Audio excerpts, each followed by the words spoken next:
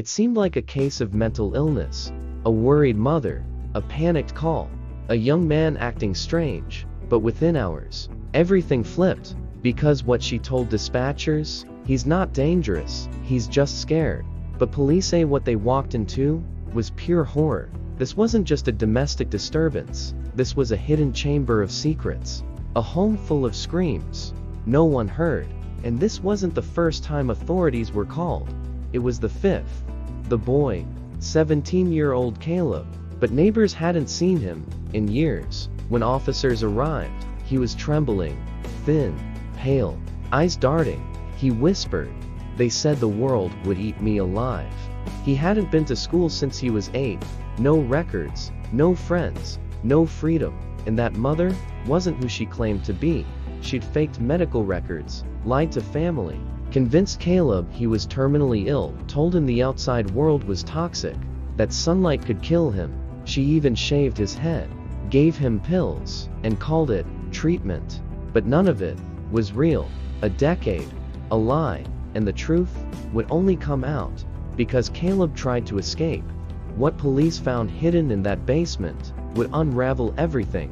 A second identity, a missing child report from 12 years ago, under a different name. And now, the question is, who is Caleb really, and what happened to the real child? Caleb wasn't Caleb, at least not legally, because buried in a box in the attic, under fake birth certificates, forged prescriptions, and dozens of notebooks was a missing persons flyer from 12 years ago. The face? Identical. But the name? Jacob Myers. Jacob disappeared when he was 5. His mother, a nurse, claimed he was taken from a grocery store parking lot. The case went cold. No leads, no suspects, until now. So how did Jacob become Caleb? That's where things turn even darker, because the woman calling herself his mother wasn't related to him at all. She was the family's old babysitter, and she vanished right after Jacob did. Her name was Marla Jennings. She'd worked for the Myers family for just 4 months. Then one night, she disappeared. And so did Jacob. She re-emerged 3 states away with a child she called Caleb. She told everyone he had a rare immune disease.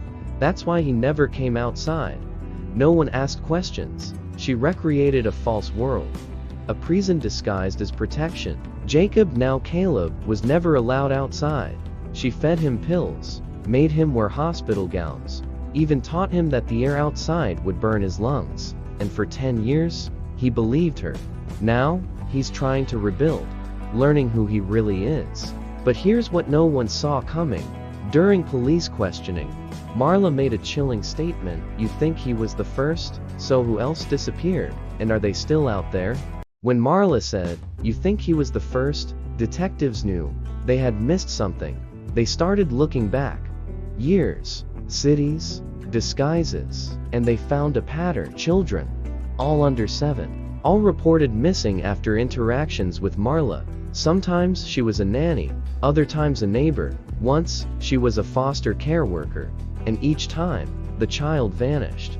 And so did Marla. Leela Parks, age 4, vanished in 2004. Last seen at a park. Matthew Rios, age 6, disappeared after a doctor's appointment in 2009. Ava Lynn, 5 years old, gone after her mother hired a new babysitter in 2011. All cases closed. All labeled parental abduction or runaway. But they missed one detail: each family lived near Marla. There was no official record of her movements, no consistent identity, but detectives matched handwriting, fake prescriptions, patterns in how the kids were treated. She posed as a caregiver, then faked medical crises, kept the kids hidden, out of school, out of sight, and under complete control. But here's the worst part. Only Jacob, Caleb, has been found. The others are still missing. And Marla, she won't talk. She just repeats one thing: "I saved them. You don't understand what I was protecting them from." One search led officers to an abandoned farmhouse. Inside, children's clothes, medical beds, a wall covered in drawings, all signed with different names. Now, investigators believe there might have been more than just 3, and one of them might still be alive. The place was off-grid. No electricity. No cell reception. Neighbors didn't even know it existed. But inside was a graveyard of secrets. On the floor, rotting mattresses. On the walls, crayon drawings. Stick figures, some labeled with names like Ella, Milo, and Z. Names never tied to any missing child report. Then they found a notebook. Childlike handwriting. Page after page. Describing punishments. One line chilled everyone. Z screamed again. She said the shot hurt. Mama gave her the silence blanket. We believe this may have been a second location where Marla kept the kids. But who were Ella, Milo, and Z? Were they real? Imaginary? Or worse, forgotten entirely? With no missing persons records to match, the FBI turned to the drawings. They matched some detailed scars, clothing, even a birthmark to old hospital files under Marla's former aliases. 3 files. 3 children. Never registered for school. Never vaccinated. Never born on paper. Ghost children. And then came the final twist. Behind a false wall. A sealed room. Inside. A baby monitor. A small bed. And a pile of clothes that didn't belong to any known victim. But here's where it gets terrifying. Just 3 weeks before Marla's arrest, a gas station camera, 60 miles away, captured a girl who looks exactly like the drawings of Z, holding Marla's hand. So the question is Z still alive? And if so, where is she now? She had the same haircut, same limp, same scar just below the left eye. The girl from the farmhouse drawings wasn't just a story, she was real, and someone spotted her 3 weeks ago. Z, the child Marla mentioned in her journals, described as defiant, needing more silence. But investigators never found her body, or her birth certificate, or any official trace she'd ever existed, until now. July 2nd, gas station in rural Tennessee, 3:14 a.m. The woman she was with matched Marla's height, build, and walk. But Marla was already in custody. So who was the woman? Marla? Who took Z? Marla whispering. There were others. I wasn't the only one. You think this was all me? Federal agents now believe Marla was part of a larger network, one that targets vulnerable children, keeps them hidden, erases their identities. Z might have been moved, or handed off, just before police closed in. Z's file said she didn't follow rules, didn't respond to the treatments, she fought back. Which raises one terrifying question. Did she survive, or is she still fighting to escape? Right now, that split-second glance, it looked like a plea for help. Now, agents are racing to find her before she disappears for good. And there's one final lead. A name scrawled in crayon behind the farmhouse wall. Lonnie. She knows the way out. But who is Lonnie? And did she get away too? It was scribbled in crayon. Barely visible, but detectives couldn't ignore it. Lonnie. She knows the way out. A message? A warning? Or a trail? They searched the grounds, every inch, and that's when they noticed it.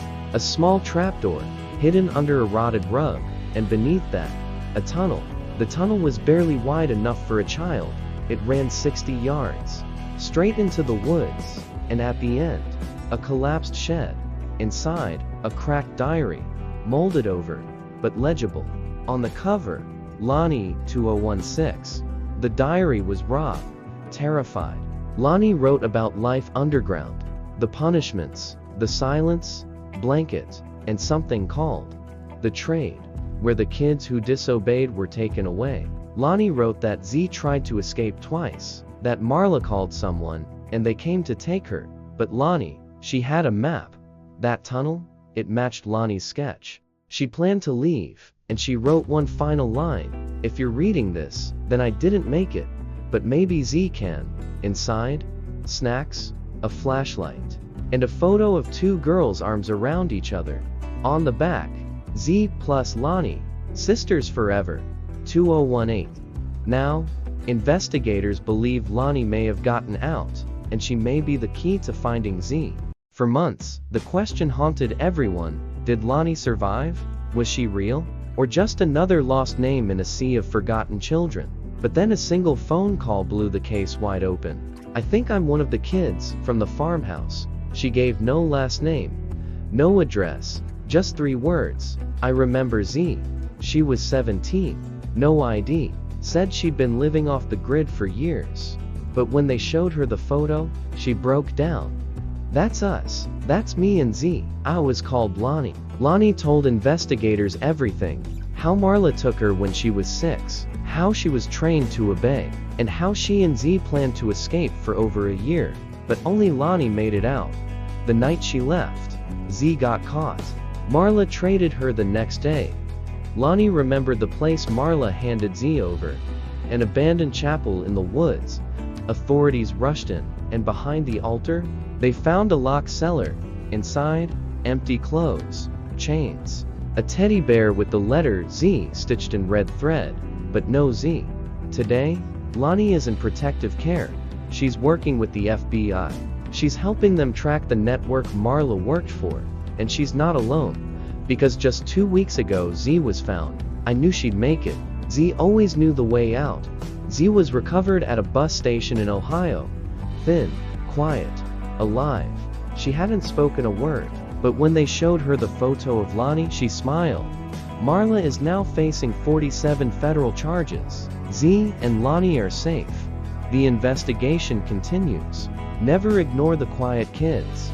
They might be fighting a war you can't see. Share this story, because someone out there is still looking for their way out. Thank you for following this series. Share your theory in the comments.